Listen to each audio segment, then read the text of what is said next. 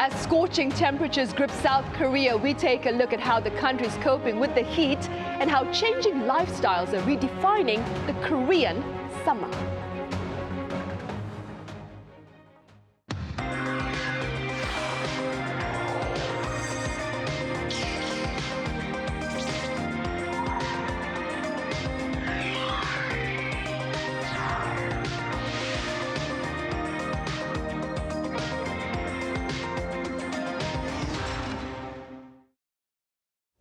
Welcome to Press Perspective. It's Friday, August 7th here in Seoul. I'm Min Sun-hee. South Korea is enduring a record-breaking summer of extreme heat, and the weather is not only reshaping how people work and travel, but also reflecting broader changes in the country's lifestyle and social culture. For more on this, I have Steven Borowiec with Japanese weekly news magazine Nikkei Asia here in the studio. Steven, welcome back. Nice to be here in the air conditioning with you. Right, I agree. I also have freelance journalist Emilee Jennings with us. Emilee, it's a pleasure to have you with us. Very happy to be here. Steven, we start with you. South Korea is experiencing one of the most intense heat waves on record, with heat warnings issued day after day. How severe is the situation as we speak? I think it's quite severe, at least when we talk about the weather we're experiencing this week in terms of the peaks. I got a push alert on my phone earlier today saying that Seoul's Nowon district had logged the temperature in excess of 40 degrees. So we can't really talk about it. It depends on whether we're talking about just what we're experiencing this week or versus like how the summer has been on the whole, and then how that fits in historically. I mean, July was a fairly, compared to at least the past 2 years, July didn't have a lot of extreme weather, but just right when the calendar ticked over here in the first week of August, we've been dealing with some pretty extreme temperatures. In Korea, I mean, I think if you look at the historical data, I mean, the Gisangcheong, the National Weather Association, like they actually keep a lot of publicly available, very detailed data. And, I get in the habit of going and looking up this sometimes. If you compare the prevalence of, what tropical nights when it remains elevated temperatures overnight, and just what Koreans call pogyeom, like heat waves or days of extreme heat when the temperature exceeds 33 degrees, the prevalence of both of those has just exploded. Really in the past 10 years, but specifically in the past 3 years. Like 2024, in terms of duration and extremity, was a kind of summer that I think had never really been seen before. And then last year was not quite as bad, but similar. And this year, I mean, like I said, July was comparatively mild, but we're now seeing an August that surpasses what was recorded in either of the Augusts of the past 2 years. So definitely, the prevalence of extreme heat here is really getting more and more common, and it just seems that like every year we are dealing with a summer that 10 or 20 years ago would have been considered to be, really anomalous. So there is a new normal setting in, a new very uncomfortable normal, and we're all having to adapt. Right, indeed. This summer's global heat wave has even pushed air conditioning to the forefront of political debate in parts of Europe. That being said, how do South Korea's measures against the extreme heat wave compare perhaps to those of its global counterparts? Well, the first one is aircon. South Korea has huge aircon usage at 86%. It's one of the global leaders in household aircon users.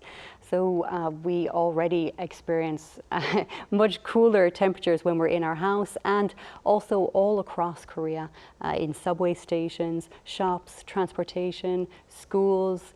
Everything is just aircon included, where you don't really see that in Europe. Even in schools, there's no aircon. So even if you're lucky to have aircon in your house, when you step outside in Europe, there's not many places to recover from the heat. Also in Korea, we have a really strong electric grid, which really helps. So with this excessive demand in aircon use at the moment, we've been completely fine. Our electric grid is still strong and secure. Now, there was an apartment blackout yesterday in Seoul, but that was related locally to the apartment's old personal grid, nothing to do with the national grid. So we're still going strong. Whereas in Italy and France already, we saw power outages, and they have much lower uses of aircon. So the aircon use generally in Europe, the statistics are about 20% overall, which is very low, but that does include colder parts of Europe, like Northern Europe. So if we look specifically at the countries that are making headlines, Italy has 45% usage for households, so that's quite low, but it goes even lower then to Spain at 35% and lower again to France, which is just 24% of households have aircon use. So that does make a big difference. Now, Europe is pushing for people to use their libraries, museums, pools, cinemas, and they've also added some misting stations and fountains as well, so people can cool down there. And some of the hottest cities have added free cinema tickets and museum entries during the peak hot hours so that people can go there to cool down, whereas Korea does things a little bit differently. Very prepared. They'd already announced a large sum of money to be distributed along the different governments, local governments, and we have 60,000 cooling shelters here in Korea. Some of them are permanent, and then we have some ones that were set up just for summer, like you can see some dome-like ones with aircon and seats and free water, so it's much cooler. But of course, aircon is not really help to people who are working outdoors. And international media have picked up on this. During Korea's heat wave, they've brought into focus the work safety issues that people who are working outdoors can't escape. And I saw an article from a French newspaper earlier this week talking about the 42.5 degrees Celsius weather that we experienced in some parts of the country earlier this week. And they were focusing on how the people working outdoors are suffering. And unfortunately, it's quite difficult for the Korean government to help those people, but nevertheless, they are trying. So they have issued some legal mandates for heat breaks for anyone who's working outdoors, and they've also called for a reduction of hours for everyone working outdoors, and also urging them just to rest in shaded areas and stay hydrated. But also on top of that, North Gyeongsang province, which has a lot of outdoor labour, they've come up with a unique way to encourage people to rest. So they have started flying drones around farm areas to encourage farmers to rest, to take a break, because you're doing your work, you might forget, okay, now it's time to have a break. So they're flying around loudspeakers saying, please take a break, find a sheltered area, have a drink of water, stay hydrated. And they've also included thermal imaging as well, so that officials can see which areas maybe have a hotter place and people need to be urged further to rest. Right, indeed. And the Lee administration has also spoken about the need to help people working at parking lots to remind them to take rests as well. Stephen, meanwhile, also here in the country, many people are taking their summer vacation this week. How are South Koreans adapting their summer vacation plans or leisure activities to better cope with the extreme weather? Well, as Emilee alluded to, people are seeking air-conditioned spaces more than anything. There's been some official data that's come out that shows that visits to reliably climate-controlled spaces like movie theaters and museums are up, and fewer people are attending things like observatories and kind of big open outdoor spaces where you're going to be exposed to the sun and things like that. But I mean, I would say that just anecdotally, I think most people are just staying home. I mean, definitely most people I know and I myself have kind of hunkered down this week. And if you are fortunate enough to have reliable air conditioning in your home, I think it makes sense to just stay home, have some watermelon. I think is quite popular at this time of year. I imagine that Baskin Robbins is doing some pretty booming business, as are convenience stores that sell the kind of very affordable and ubiquitous forms of ice cream that you get in South Korea.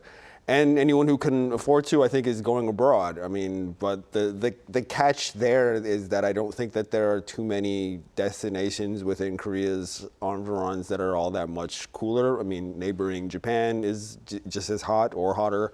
Neighboring China is very hot. And then you have Southeast Asia that's, around the entire year is always hot and humid. But I think at this time of year, at the peak of the summer heat in South Korea, you can go to a country like the Philippines or Thailand and get temperatures that are maybe slightly cooler, maybe with a daily peak of 33 degrees or so. But we're all finding relief where we can. Right, we are.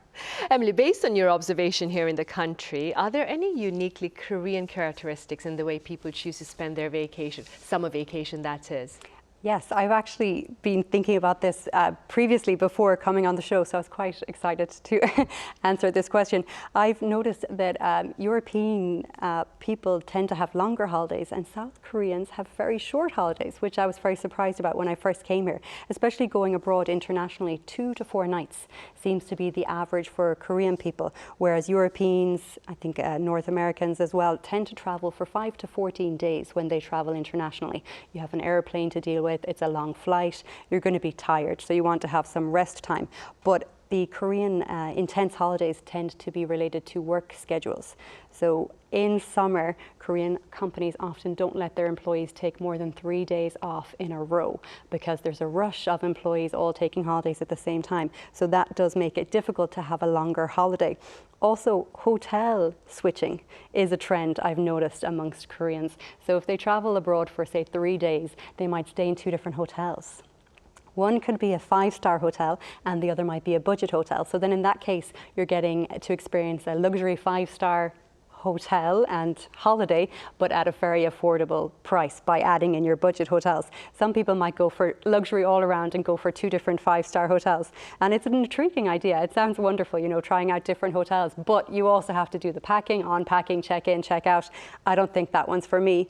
But Korean people also love, I think, to maximize every minute of their holiday. So a one-night trip locally, maybe to a beach in the east of Seoul, east of Korea, if you do a one-night trip, it becomes a 2-day trip, which is 2 full days, which I think is very smart. So people leave very early, like at breakfast time, go to the beach before they check in, have a full day at the beach, check into the hotel, enjoy the hotel, check out, then maybe use the infinity pool at the hotel if you're allowed, or do sightseeing and come home really late at night. So it's a great way to save money and maximize time, but it is exhausting, so you need a break after that.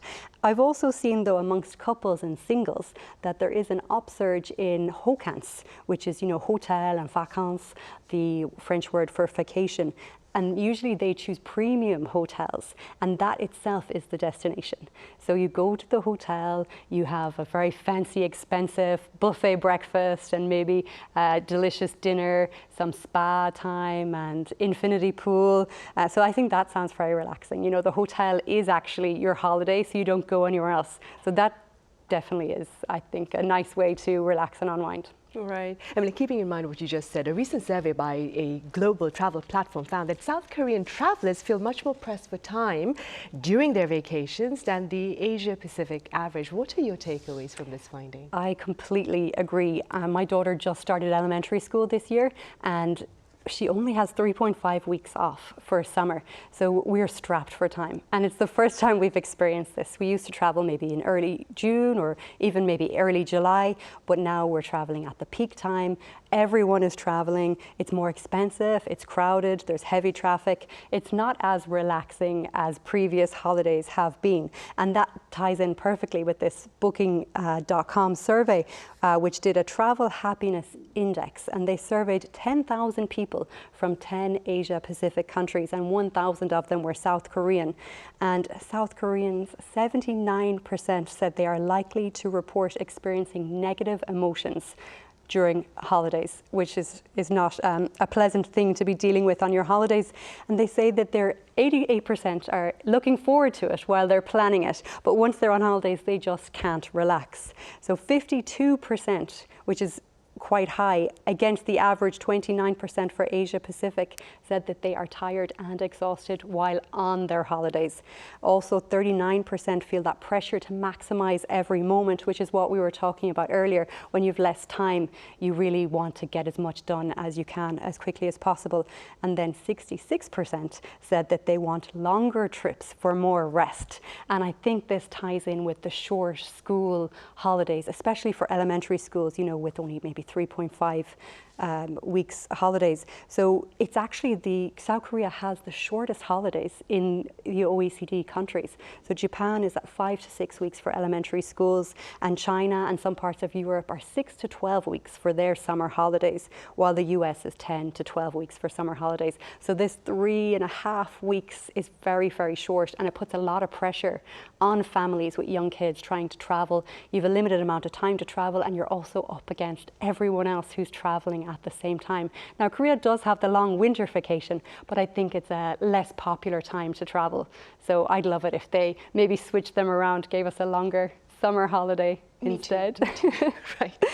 Steven, beyond the holidays then, on a hot summer day, quite a number of people will agree that there's nothing quite like a cold beer. But here in Korea, a growing number of people have chosen not to drink, and the international media has taken notice of this. Could you explain the shift in trend for us? Let me just start by declaring that I have a complicated relationship to this question, because I recognize that this sort of global, this is happening in Korea, but it's happening all over the world. This kind of global move away from alcohol is all in all, I think, a good thing. Alcohol has adverse health effects and can lead to things like traffic accidents and all kinds of outcomes that are best avoided. But I have to admit that when I first came to this country, the quite, let's say, vigorous drinking culture was something that, one of the things that I found quite compelling about it. It's one of the things that I thought was unique. The first ever news article that I read about South Korea was about the practice of bomb shots, of putting soju into glasses of beer, and this being a kind of intense corporate and social bonding ritual. And the angle of the article, which I read in an international newspaper, was that the country had this complicated relationship to this because people saw this as a really important part of doing business, of building camaraderie within companies, on teams. But at the same time, it was leading people to come in late for work, or perhaps not be feeling well the next day and be performing at less than their optimal output. So and when I first came to Korea, it was quite common to see a lot of very buzzing nightlife districts. You would see groups of colleagues really, going for it and drinking to quite obvious effect. And that's all far less common now. When you go out in South Korean cities late at night now, everything seems a lot more subdued. That kind of raw energy, which I always took that kind of raw energy to be kind of indicative of the just ambitious nature of this country, that this was a country that suffered war and suffered dictatorship and had kind of, in its development path, was behind other places and felt like it had to work that much harder to get ahead and to get by. We're in a very different era now, and I just feel like the turn, I think it's primarily among young people, the turn away from alcohol has a lot of causes, I think. Probably the biggest one is these devices we all carry in our pockets. I think young people can find a lot of things to do that they find entertaining that don't require them to spend money, don't require them to go out, don't require them to wake up the next day feeling a little bit woozy or lightheaded. It's also just, we're in an era with fewer reliable paths to stable employment. I think young people maybe nowadays don't have as much money in their pocket and are looking to save in different ways. There's different kinds of trends. Young people express themselves differently. They might choose to go to bed early on Saturday night so that they can wake up early the next morning and go running or be doing yoga or Pilates or whatever it is that the kids do nowadays. So I think when we try to understand this topic, we need to see that there are definitely real benefits to it, but I think something is kind of being lost as we move in this direction. I wonder, Emilee, what are your observations with regard to this shift away from alcohol by people here in the country? Well, the hardcore excessive drinking of the Reshapes, the company dinners, I'm glad to see them go, because I'm not a fan of straight soju. So it's not pleasant when you have to drink those. But yeah, it is interesting what Steven said, because Korea had a very buzzy atmosphere when I first came here as well. And yeah, that is sort of shifting.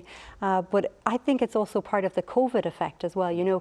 During COVID, people finished work earlier. Even if you had a company dinner, there was a curfew, so you had to go home. And now people are used to finishing earlier, and they just expect to not stay out as late. And maybe they got used to that extra sleep as well and being less hungover. And at the same time, students who are now in the workforce, they didn't have their orientations or their retreats. They usually sort of learn about the drinking culture, I suppose, at those. So they've now gone through college without that experience, and they just don't feel the need for drinking. And I've also noticed a really big shift in health and fitness. So towards gyms, you know, if you walk past a gym on a Friday night, you'll see a lot of young people inside, which was not the case maybe 6-7 years ago. They'd all be out partying, you know, having fun with their friends. They're still having fun, I think. They're just doing it in a different way.